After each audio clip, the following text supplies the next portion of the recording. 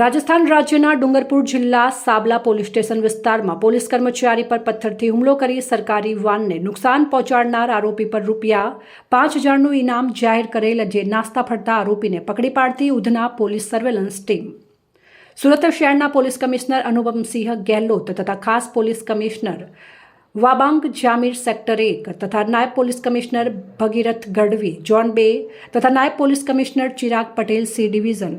તેમને નાસ્તા ફરતા આરોપીઓને પકડી પાડવા જરૂરી સૂચના આપી હતી. ગત તારીખ 13/8/2024ના રોજ સાબલા પોલીસ સ્ટેશન વિસ્તાર કંટ્રોલ રૂમ તરફથી પોલીસ વાનને કોલ મળેલ કે 10થી 12 ઇસમો દારૂપીને તુફાન હોટલ પાસે ઝઘડો કરે છે, જેના આધારે પોલીસ વાન જગ્યા ઉપર જતા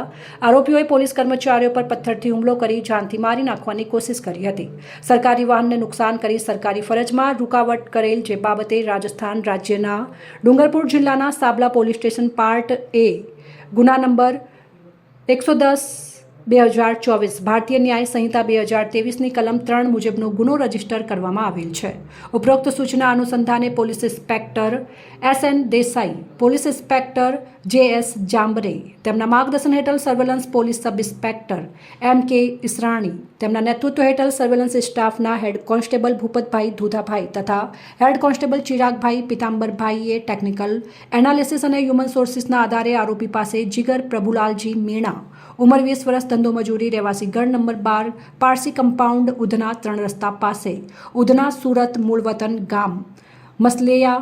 થાના ઇટાવા, જિલ્લો ડુંગરપુર, રાજસ્થાન તેમને પકડી પાડી ખૂબ જ સારી અને પ્રશંસનીય કામગીરી કરેલ છે. અહેવાલ રવિ પટેલ, સંબંધ ભારત ન્યૂઝ, સુરત.